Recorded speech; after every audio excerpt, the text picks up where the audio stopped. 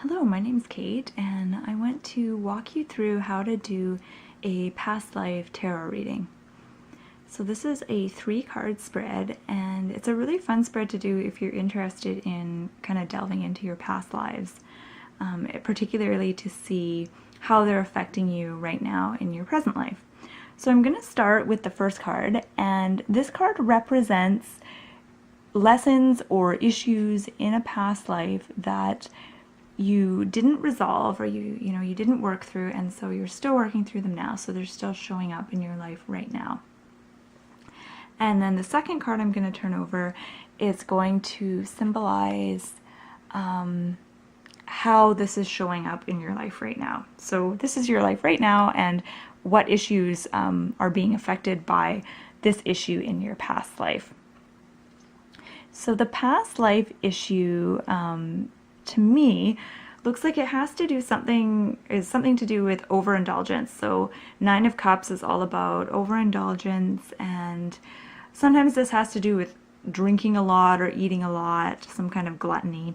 I also see this card as representing someone who hoards, so someone who has more than they need, or perhaps more than their fair share, probably out of a sense of fear, fear of not surviving or something like that. But this person kind of needs to insulate themselves with something in order to deaden that sense of fear.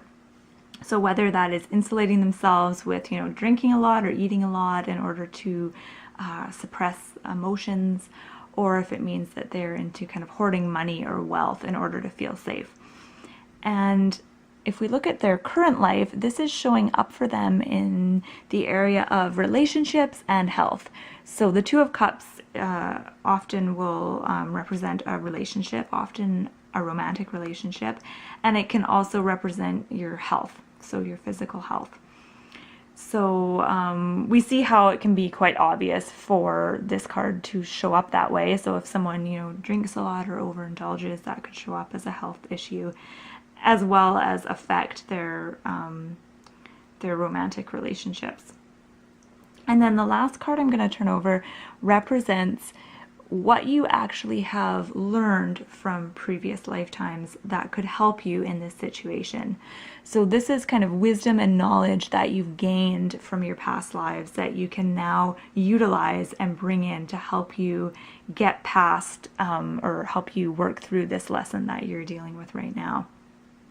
And so the High Priestess, she's all about establishing a connection to the divine, and also tapping into your own powers of intuition, psychic powers, and kind of recognizing yourself as a powerful being who has that ability to tap into and connect to divine power. And so how this could help this person in this situation, I would say that they could definitely work through any kind of sense of fear that they have around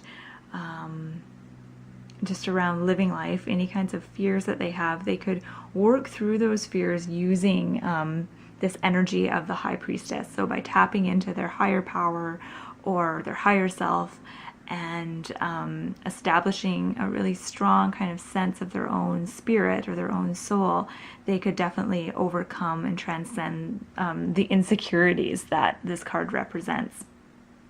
And also, if this card is meant to represent, overindulgence in food and alcohol, again, they can definitely tap into the energy of the High Priestess of kind of establishing a connection to their higher selves, and maybe even exploring, how to listen to their bodies and how they can, use intuition and their psychic powers in order to work through this lesson of the need for balance. And so then now you can kind of take a step back and you can kind of compare and contrast these cards. And so I see the current life issue has to do with balance. So all 2s often will have to do with balance. And so balance is a big lesson that they're working through in this life, which totally relates to this card in the past life of overindulgence and the need for balance. And then I'll compare the middle card with this end card. And once again, I feel like this card symbolizes balance. Both cards are a number 2 here.